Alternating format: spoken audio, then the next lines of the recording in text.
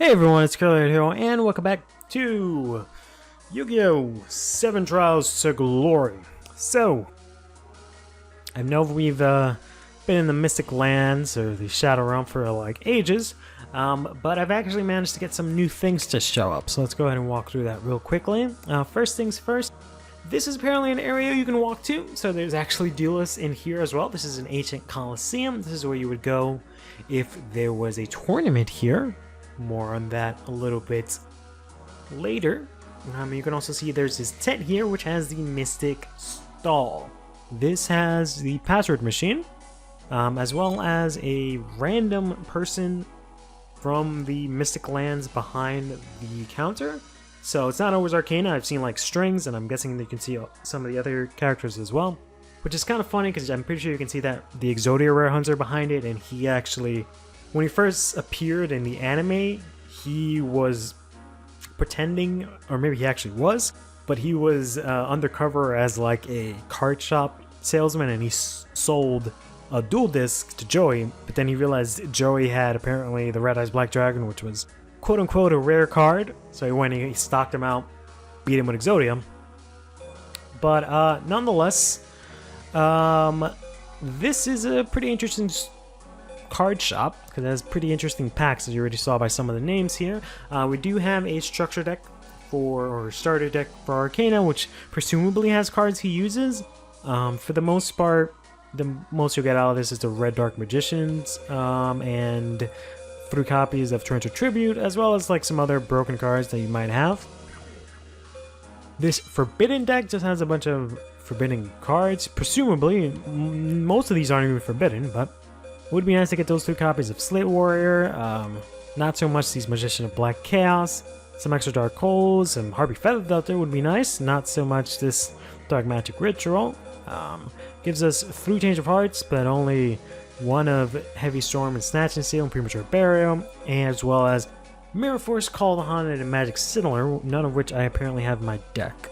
I don't know what this S is supposed to mean, unless it means I have it in the side deck? I don't think I have it in the side deck.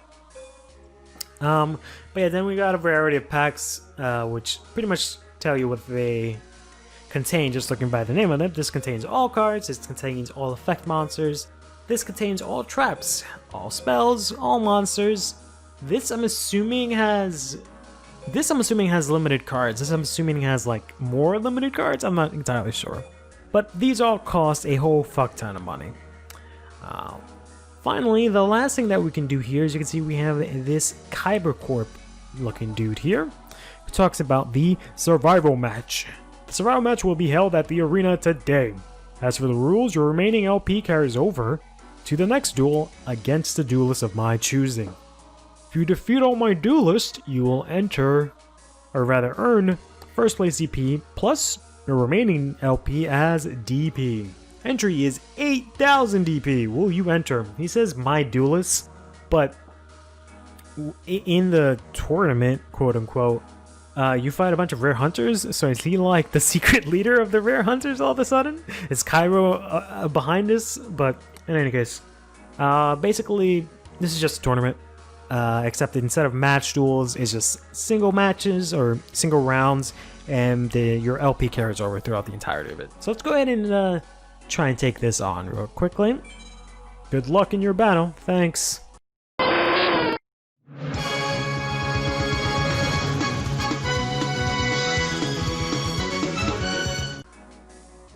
Welcome to the survival match. It's time for you to find out who will vanquish you. Duelist, enter.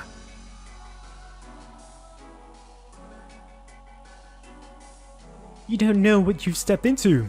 You've passed the point of no return.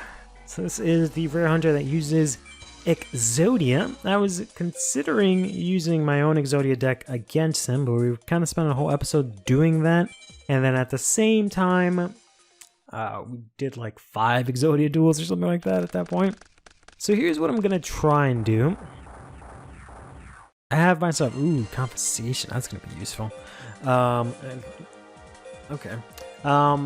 This is a deck that I found online. I'll have a link to it below, but it's basically just from the GameFAQs that one of the GameFAQs guides that I found on GameFAQs for this game, the person that wrote it, they also included some decks for you to use in the section of the game. This is a deck out deck, and I'm going to try and see if I can challenge myself and use this kind of deck against our opponent here.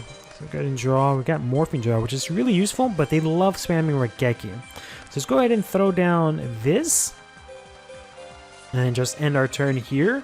This is one of the more stronger decks in this game, ironically. So he's actually going to summon his own Sangan. Okay. So I guess he maybe doesn't have any pieces of Exodia yet. I kind of want to wait until he uses... I guess I can use Magician of Fake to get Confiscation back. I'm trying to wait until he uses something to get his Exodia piece, and then I can just rip it from his hand. Ooh, I guess let's just do it now, because we have one in hand already. So let's pay 1,000 life points here. Look at his hand here. And ooh, there we go. Toss his left arm of Exodia. Could dip a couple of more of his cards if you want. Let's go ahead and use Confiscation here again. I don't think he only has one copy. I don't want him to use Dark Hole, so let's get rid of that. That card in his hand is more than likely, or sorry, card on the field is more than likely going to be Mirror Force or something of the sort. Let's go ahead and throw down this Morphing Jar number 2. Morphing Jar number 2 will force him to summon his pieces of Exodia. Since he's destroyed it. His Sangan goes to the deck. Ooh, and he has to summon piece of Exodia and another Sangan. Very nice. He also doesn't really have anything in his hand. I can use the Shallow Grave here to bring back Morphing Jar number 2 again. So let's go ahead and... I don't really want to lose this Magician of Fate, so let's go ahead and set Magician of Faith. I guess I could have just brought it back with this, but then I've also wanted to try and use the Needle Worm. So let's just leave it at that for now. And end our turn here. They've only got, I think, like... Okay, they don't really have much in their hand. Might have been that they drew into a piece of Exodia. So let's go ahead and flip up this Magician of Fate here.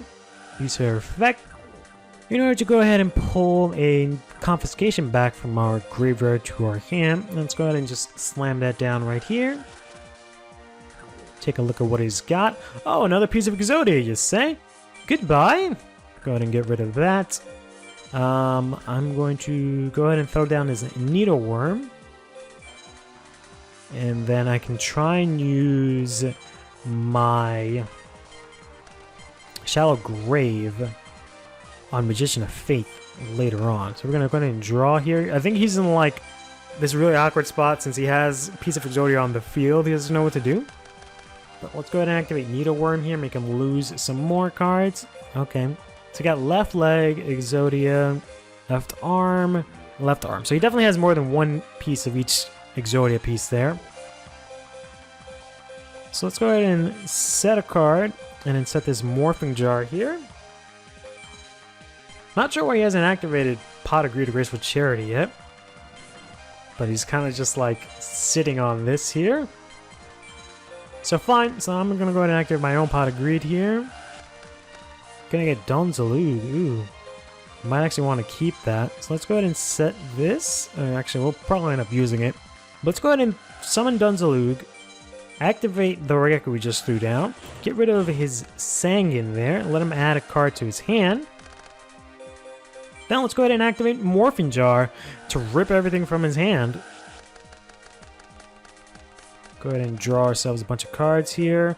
I've got myself a Pot of Greed, so let's go ahead and use that here. Gonna get myself another Pot of Greed, so let's go ahead and throw down Pot of Greed yet again. I'll keep this Swords in my hand for now. Just in case I can try and use it. This is probably gonna end up in all my monsters getting destroyed. So let's go ahead and try and attack and just get rid of this Mirror Force here, which is fine. It's gonna destroy a bunch of my cards. But I do have this Shallow Grave that I can use. Probably should have used it then, but it's fine. Let's see if he's got anything to play with. He's going to summon a Witch of the Black Forest. It's gonna try and attack me here, which is fine. We can let that go through. I'm like racing against the clock here. I'm pretty sure that's another Mirror Force. So we're gonna get ourselves another Morphing Jar. So let's go ahead and activate the Shallow Grave. And bring back this Magician of Fate. Let's go ahead and set her there. He's going to actually bring back Exodia, the Forbidden One. I don't think I can flip it this turn, which I can't, which is fine. We'll go ahead and set this. And then I'll set my Spear Cretin as well. Let's go ahead and end our turn here.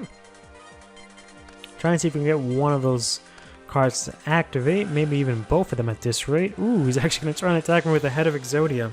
Head of Exodia is going to attack our Magician of Fate here. Fine, I'm not going to activate anything. She's going to go to the graveyard, which is going to allow me to add a card back to my hand. I haven't actually gotten card destruction.